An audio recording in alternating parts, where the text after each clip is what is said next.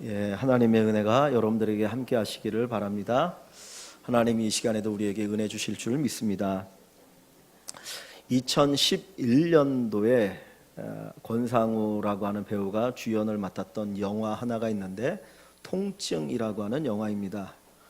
혹시 보신 분이 있을지 모르겠는데 그 내용은 이렇습니다. 이 권상우가 어렸을 때에 온 가족과 함께 차를 타고 가다가 교통사고가 납니다. 그래서 모든 식구가 죽고 그만 살아남습니다. 정신적인 충격이 대단했고 또 자기 때문에 가족이 죽은 것 같은 죄책감이 들었습니다. 그런데 나타난 현상이 뭐였냐면 통증, 감각을 상실했어요. 통증을 느끼지를 못하는 거예요. 누가 때려도 아픈 줄을 모릅니다. 상처가 나도 아픈 줄을 모릅니다. 그래서 어렵게 자랐다가 나중에 청년이 되었을 때 이 권상우가 한 일이 뭐냐면 사채업자의 돈을 받아주는 일을 하는 거예요. 채무자에 가서 폭력을 휘두르면 형사입건 될 수 있으니까 가가지고 자해공갈하는 겁니다. 자기 몸에 자해를 함으로써 피를 보게 하고 막 하니까 무서워가지고 내가 언제까지 갚아주겠다. 그러면서 하루하루를 먹고 살아가는 사람입니다. 근데 어느 날 또 돈을 받기 위해서 어느 채무자를 찾아가서 거기서 그냥 한바탕을 하는데 거기에 그 채무자의 딸이 있었습니다. 그 딸과의 만남이 시작되었는데 그 딸은 혈루증을 앓는 여자였어요. 그러다 보니까 작은 상처 하나만 나도 피가 멈추지 않으니까 어떻게든지 자기 몸에 상처가 나지 않도록 자기를 지키려고 했던 그런 여자입니다. 그러니까 정반대죠. 이쪽은 상처가 나고 매를 맞아도 아픈 줄 모르는 사람이었고 여기는 작은 상처 하나만 나도 큰일 나는. 근데 그 두 사람이 만나게 됐는데 점점점 사랑하게 되었던 내용입니다. 감각이 없다 보니까 남의 아픔을 모르는 거예요. 왜? 내가 아픔이 없으니까 남이 아픈 것도 모르고 그렇게 살았는데 그 사랑의 감정이 싹 트면서 남의 아픔을 이해하게 되어지는 어떤 그런 내용의 영화였습니다. 우리가 감각이 없다. 그것만큼 불행한 것이 없죠. 먹는데도 맛을 못 느낀다.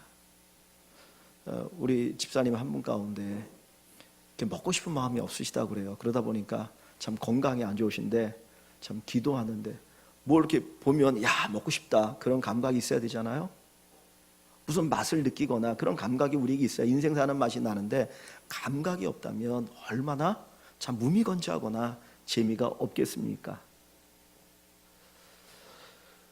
오늘 본문에 보면 나병 환자 10명이 나옵니다. 예수님께서 이제 갈릴리에서 예루살렘으로 가시다가 갈릴리와 사마리아 그 중간에 한 작은 마을이 있었는데 거기에는 나병 환자들이 살고 있었습니다. 이 나병은 여러분이 아시는 것처럼 나병이 걸리고 나면 온 몸이 막 썩어져 들어갑니다. 그래서 코도 떨어져 나가고 눈썹도 빠지고 손가락 발가락이 썩어지고 막 떨어져 나가는 그런 아주 고통스러운 병인데 근데 괴로운 건 뭐냐면 고통을 모른다는 거예요. 썩어져 가는데도 고통을 모릅니다. 그래서 이 의술이 발달되기 전에는 나병 환자의 방에 옛날에 그 고양이를 같이 길렀다고 그래요. 왜냐하면 옛날에는 쥐새끼들이 많았잖아요.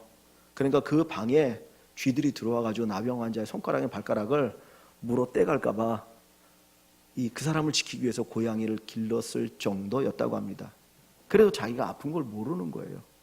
이런 나병을 겪고 있는 10명의 나병 환자가 예수님이 지나가신 걸 보고 다윗의 자손이여 우리를 불쌍히 여겨달라고, 예수 선생님 우리를 불쌍히 여겨달라고 주님이 그들에게 얘기합니다. 가서 너희 몸을 제사장에게 보여라. 그래서 제사장으로 열심히 달려가는 중에 보니까 몸이 깨끗하게 나왔어요. 병이 나왔구나 확인을 합니다. 그런데 그 10명 가운데 단 한 사람만 예수님께 돌아와서 감사를 고백합니다. 9사람은 자기 길로 갔다고 이야기합니다. 이 나병 환자들에게 있어서 신체적인 감각이 없지요. 통증을 몰라요. 그런데 그것보다 더 심각한 문제는 감사의 감각을 잃어버렸다는 겁니다. 이 인생에 있어서 그 나병이 낫는 것만큼 정말 전환적인 사건이 어디 있습니까? 그 사람의 최고의 사건은 아마 이 나병이 고침받는 사건이었을 겁니다. 그 나병 때문에 가족을 떠나야 했고, 그 나병 때문에 친구를 떠나야 했고, 그 나병 때문에 사회로부터 버림받았고, 그 나병 때문에 하나님 앞에 예배 드리지 못하고, 사람들이 당신은 하나님 앞에 벌받은 존재라고 낙인 찍혀 살았던 사람들 아닙니까? 그런데 예수께서 그들을 고쳐주셨어요. 그렇다면 당연히 주님 앞에 돌아와서 당신 때문에, 예수님 때문에 내 병이 나았습니다라고 몇 번씩 절하고 감사를 표해야 되는데, 그 10명 가운데 9명은 감사하지 않고 제 길로 갔다는 거예요. 이 사람들의 심각한 문제는 감사의 감각을 잃어버렸다는 겁니다. 우리의 삶 속에서 언제부터인가 감사를 잃어버리고 살아가고 있습니다. 인생이 척박해서, 사는 것이 너무나 빡빡해서 답답하니까, 일도 안 풀리고 사회가 너무나 힘들고 어려우니까 감사하기보다는 원망과 불평을 가지고 살아갈 때가 많이 있습니다. 뭔가 사는 삶이 좀 나아야 감사하지, 뭐 감사할 게 뭐가 있겠냐고. 이 현실 속에서 사회가 돌아가는 것, 정치가 돌아가는 것, 경제가 돌아가는 것 보면 도대체 우리에게 무슨 감사거리가 있겠느냐, 그런 생각이 들 때가 많이 있습니다. 그 얼마 전인가 어느 목사님하고 이야기하는 가운데 그 울산의 교회 이야기를 하더라고요. 지금 우리나라가 대우조선, 한진해운 뭐 이런 것들이 정말 막 무너지고 있잖아요.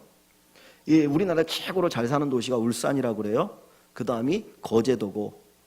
근데 그 울산이나 거제도가 뭐 현대도 있고, 그 다음에 조선소도 있고, 뭐 그렇지 않습니까? 근데 이게 무너지면서 울산에 이 수익이 팍팍 준다는 거예요. 그래서 어느 교회, 일산에 있는 어느 큰 교회는 헌금이 3분의 1이 줄었다고 그래요. 그 얘기 뭐냐면 성도들의 삶이 그만큼 경제적으로 완전히 떨어졌다는 겁니다. 그런 현실을 보면서 우리는 생각합니다. 도대체 감사할 게 뭐가 있냐? 어제보다 오늘이 사는 게 더 힘들고 척박한데 무슨 감사를 하겠느냐? 그런 이야기를 합니다. 근데 너무 안타까운 것은 그 현실이 척박하다가 아니라 감사를 잃어버리고는 삶이 너무나 안타깝다라는 거예요. 우리의 불행은 현실의 척박함이 아니라 감사를 잃어버리는 데 있습니다. 아무리 힘들고 어려워도 감사하면 그 사람은 행복할 수 있는데, 감사를 잃어버리고 산다는 것이 너무나 안타깝다라는 거죠. 그 환경 속에 젖어들어서 그 환경 속에 살다 보니까 마치 이 9명의 문둥병자처럼 그 나병으로 인하여 고통당하다가 그들은 자기의 신체적 감각만 잃어버린 것이 아니라 감사의 감각도 잃어버렸다라는 겁니다. 힘들고 어려워도, 현실이 힘들고 어려워도 우리의 감사의 감각이 다시 회복되어질 수 있기를 소원합니다. 올해 작년인가요? 우리 최수영 집사님 우리 운동하다가 아킬레스건 끊어져가지고 깁스했잖아요. 우리 양현 집사님 또 축구하다가 회사에서 무릎 인대 나가지고 깁스했는데, 그거를 이으려면 기부스를 해야 되는 거예요. 그죠? 뼈가 튼튼해지려고 하면, 아니면 그 수술을 하고 그 힘줄이 다시 붙기 위해서는 고정을 시켜놔야 됩니다. 근데 기부스를 하고 고정을 시키다 보면 뭐가 점점 이렇게 퇴행합니까? 마비됩니까? 근육이 안 쓰다 보니까 굳어버려요. 그러면 기부스를 2달, 석 달 하고 난 다음에 내가 움직이려고 하면 이 근육이 안 움직이니까 제대로 갈 수가 없는 거예요. 조금만 움직여도 막 아파요. 그렇지만 아프다고 해서 가만히 있으면 됩니까? 움직여야죠. 물리치료를 받으러 갔잖아요. 얼마나 힘들고 어려운지 모릅니다. 그런 과정을 겪어서 억지로라도 근육을 조금씩 움직이게 하다 보면 다시 정상으로 돌아올 수 있다는 거예요. 우리의 삶이 척박합니다. 힘들고 어렵습니다. 그럼에도 불구하고 많은 사람들이 감사의 감각을 잃어버리고 살아갑니다. 감사의 근육이 퇴행이 됩니다. 그러나 다시 감사를 회복해야 합니다. 그 감각을 되찾아야 될 것이고, 감사의 근육을 다시 회복하는 역사가 우리에게 있어져야 할 줄 믿습니다. 이 감사는 감사로 끝나는 게 아닙니다. 마치 우리 근육이 여러 가지 근육이 이렇게 연결되어서 하나의 근육이 또 다른 근육을 이끌어가는 것처럼, 이 감사라고 하는 것도 감사로 끝나는 것이 아니라 다른 것과 연결되어진다는 거예요. 골로새에 보면 믿음을 굳게 함으로 감사함에 서라 그런 말씀이 있습니다. 그러니까 이 감사는 믿음과 연결되어져요. 믿음이 기초가 됩니다. 그리고 감사가 있습니다. 감사하면 기쁨이 있고요. 감사하면 평강이 있고요. 감사하면 여러 가지 많은 하나님이 주시는 그 은총들을 누리며 살아가게 되어 있어요. 그러니까 우리의 삶에 하나님의 축복을 새롭게 경험하는 것은 이 감사가 회복되어져야 한다는 겁니다. 비행기가 하늘을 나르기 위해서는 700km 이상으로 날아가야 됩니다. 그죠? 근데 처음 비행기가 이렇게 움직일 때 활주로로 이렇게 이제 날아가기 위해서 돌아갈 때는 움직인다라고 하는 느껴져요. 움직이 있구나. 그리고 딱 섰다가 이제는 엔진이 막 돌아가면서 하늘을 날아가기 위해서 막 달릴 때도 빨리 달린다는 게 느껴집니다. 그런데 하늘을 딱 뛰고 나면 이게 가는 건지 서 있는 건지 잘 안 느껴져요.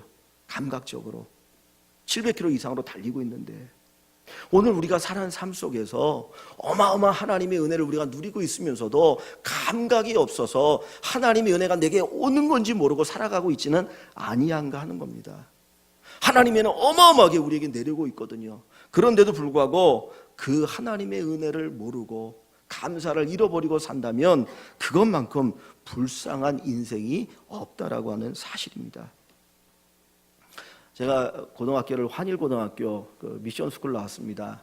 일주일에 한 번씩 예배를 드리고 또 성경 공부하는 성경 시간이 있거든요. 근데 월요일마다 예배를 드리는데 2학년 때인가 언젠가 한번 외부에서 강사가 왔어요. 여자분이 딱 들어오는데 쩔뚝거리면서 들어옵니다. 깡충깡충 뛰면서. 보니까 이분이 어떤 분이냐면 발이 하나가 없어요. 한 발로 이렇게 뒤뚱뒤뚱 하면서 강단까지 왔습니다. 근데 한 발만 없는 줄 알았더니 보니까 두 팔이 없는 분이었어요. 두 팔이 없고 한 다리가 없는, 오직 사지 중에서 한 다리만 가지고 살아가는 젊은 여자분이었어요. 그분이 간증을 합니다. 근데 하는 이야기가 자기가 원래 간호사였다는 거예요. 간호사에서 작은 병원에서 간호사로 근무했는데 어느 날 저녁에 원장님하고 같이 TV를 보는데 TV가 잘 안 나오니까, 지금이야 뭐 유선 방송이 막 있지만 옛날에 이렇게 안테나를 세웠잖아요, 지붕 위에. 그러니까 이 TV가 안 나오니까 원장 선생님이 올라가서 좀 안테나 좀 만지고 와라. 근데 그날 억수같이 비가 왔다는 거예요. 아무 생각 없이 이제 옥상에 올라가서 안테나를 만지는데 뭔가 잘못됐는지 전선이 벗겨졌는지 누수가 되면서 그냥 거기서 감전이 돼가지고 그냥 쓰러져 버렸습니다. 나중에 깨보니까 두 팔과 한 다리가 잘려 있었던 거예요. 생명구였습니다. 만약에 여러분이 그 상황이었다면 여러분은 어떻게 할까요? 원망하지 않겠습니까? 왜 나입니까? 왜 나입니까? 나는 어떻게 살라고 하는 말입니까? 그분이 간증하면서 하는 이야기가, 화장실 가거나 할 때 이 속옷도 내려야 되는데 못 내니까 이 한 발 가지고 하는 거예요. 그래서 뒤에다가 못을 박아놓고 그 못에다가 옷을 걸어서 이렇게 벗고 또 입고 뭐 그러면서 생활한다고 하는, 그러면 쭉 간증을 하더라고요. 근데 그 간증에는 뭐가 있냐면 감사가 있어요. 내가 감사하지 않으면 간증할 수 없잖아요. 나를 이렇게 만드신 하나님 원망하는 이야기를 합니까? 아니죠.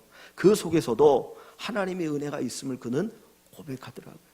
고등학교 때 그게 큰 충격으로 제게 다가왔었습니다. 감사는 환경을 뛰어넘어서 할 수 있어요. 감사의 감격이 살아있느냐 없느냐이지 환경 때문에 감사할 수 있느냐 없느냐는 아니라고 하는 겁니다. 1000개의 선물이라고 하는 책이 있습니다. 앤 보스캠프라고 하는 분이 쓴 책인데 1000개의 선물, 그 선물이 뭘까요? 이분이 1000개의 선물을 얘기할 때 그 선물은 감사라고 얘기합니다. 감사거리. 1000개의 감사거리를 기록한 책입니다. 여러분들은 감사거리가 몇 개나 있으십니까? 몇 개나 감사할 수 있을까요? 지금 이 순간에 내가 감사할 수 있는 거 한번 얘기해 보라면 한 10개나 될까 모르겠습니다. 이거 감사거리가 될까 안 될까?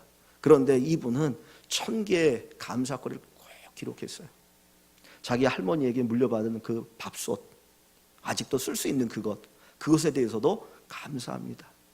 자기의 머리카락이 날리게 하는 그 바람에 대해서도 감사합니다. 그냥 여러 가지 감사거리를 가득가득 기록하면서 그 감사의 감각을 그가 회복했다라고 하는 이야기를 기록하고 있어요. 근데 원래 이 사람이 감사할 수 있는 좋은 조건에 사는 분이 아니었어요. 자기의 여동생이 교통사고로 죽었습니다. 자기의 조카들이 1살이 되기도 전에 막 이렇게 연달아 죽는 사건이 벌어졌어요. 그러다 보면 완전히 트라우마가 생기는 거 아닙니까? 왜 내 인생은 이럴까? 우리 집안은 왜 이럴까? 원망과 불평이 가득할 수 있는데 그 상황 속에서 감사의 감각을 깨우기 위해서 그가 감사의 글을 쓰기 시작했다는 거예요. 감사거리 하나 쓰다 보니까 1000개의 감사거리를 기록합니다. 그리고 나니까 세상이 새롭게 보이더라는 거예요. 그전에 아주 당연하게 보였던 것들, 불평스럽게 보였던 것들, 원망스럽게 보였던 것들이 거기에 하나님의 은혜가 있고 하나님의 사랑이 있는 것을 새롭게 깨닫게 되어졌습니다. 세상이 새롭게 그에게 보였던 것입니다. 작은 것에서 감사하게 되어지면, 우리 안에 감사의 감각이 회복되어지기 시작하면 우리 인생이 달라지기 시작합니다. 여러분, 감사가 없으면 인간은 타락합니다. 아담과 하와가 얼마나 가장 좋은 환경에 살았습니까? 에덴 동산, 거기는 먹을 것 가득했죠. 보기에 좋은 것들, 맛있는 것들, 하나님 거기에 가득 채워놓고 마음껏 살게 하셨습니다. 그런데 아담과 하와에게 감사가 없어요. 사단의 꼬임에 넘어가서 감사를 잃어버렸죠. 야, 선악과를 따먹어라. 너 하나님 왜 선악과를 따먹지 못하겠는 줄 아냐. 그러면서 그를 유혹할 때 감사의 마음을 잃어버리고 나니까 하나님같이 되고 싶은 그 욕망에 선악과를 따먹었어요. 그 순간 그들은 그 에덴에서 쫓겨나게 되어지죠. 그 안이 정말 불신으로 또는 지옥이 찾아오는 듯한 그런 마음을 갖게 되어집니다. 오늘 사랑하는 성도 여러분, 감사를 잃어버리면 그때부터 타락하기 시작합니다. 범죄하기 시작합니다. 우리가 거룩한 삶을 사는 비결 가운데 하나는 감사하는 겁니다. 하나님 앞에 마음껏 감사하시는 저와 여러분이 되기를 소원합니다. 이 10명의 나병 환자는 주님 앞에 외쳤지요. 우리를 불쌍히 여기소서, 우리를 불쌍히 여기소서.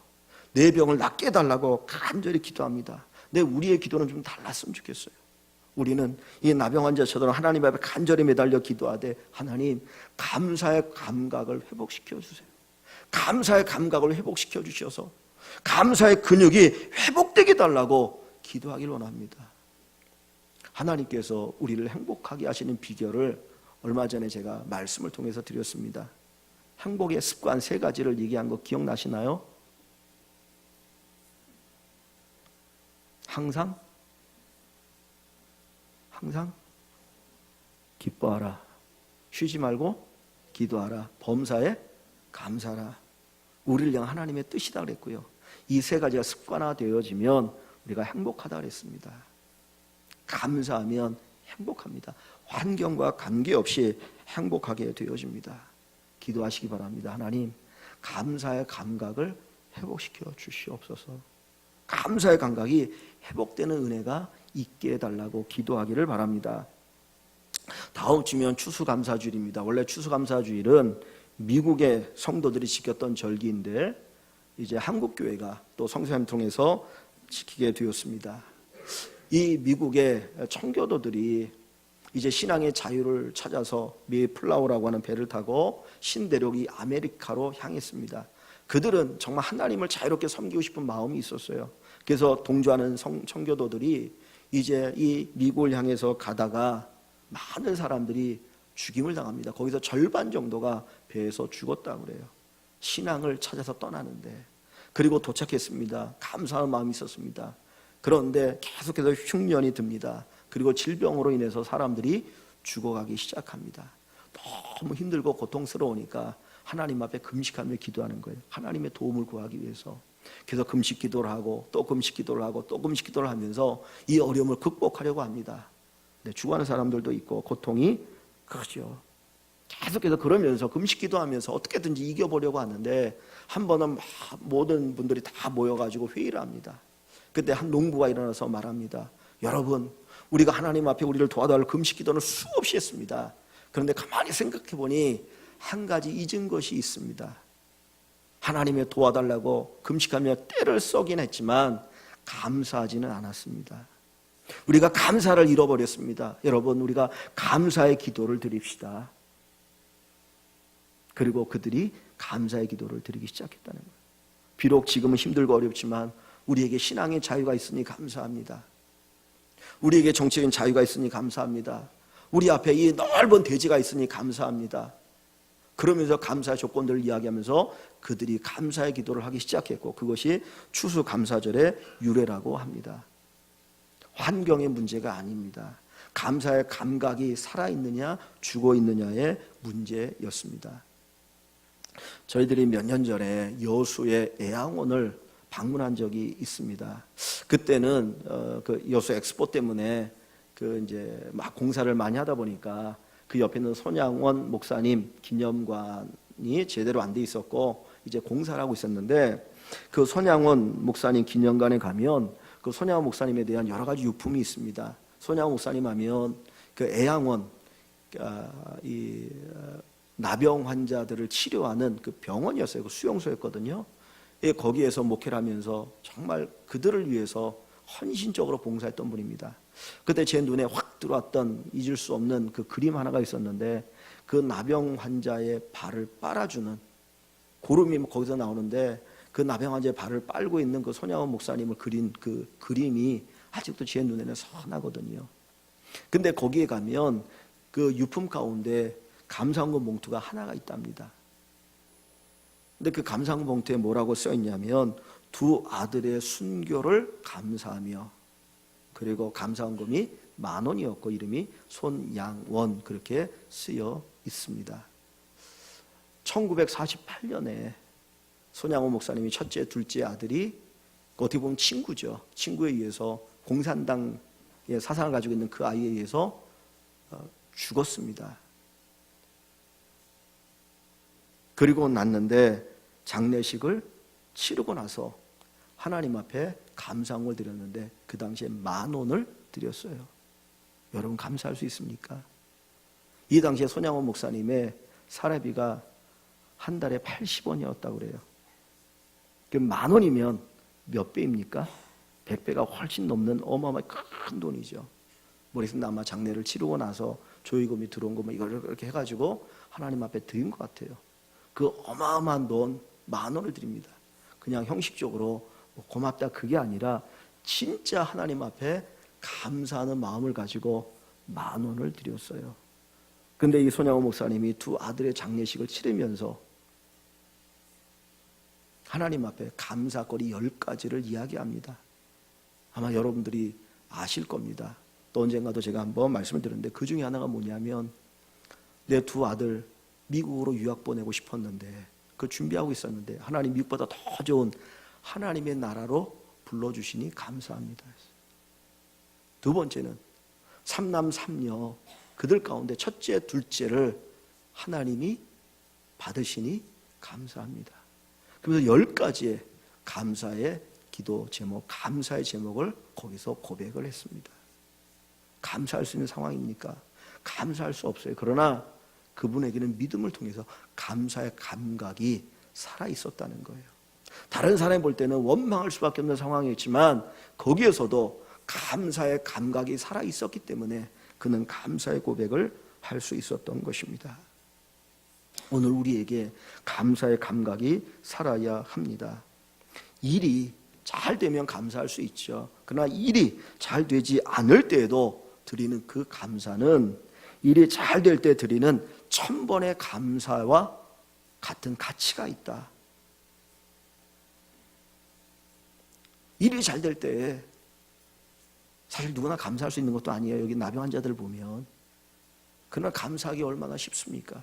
그러나 일이 잘 되지 않을 때도 감사하는 사람, 감사의 감각이 살아있는 사람입니다. 하나님이 기뻐하는 사람입니다. 하나님이 찾으시는 사람입니다.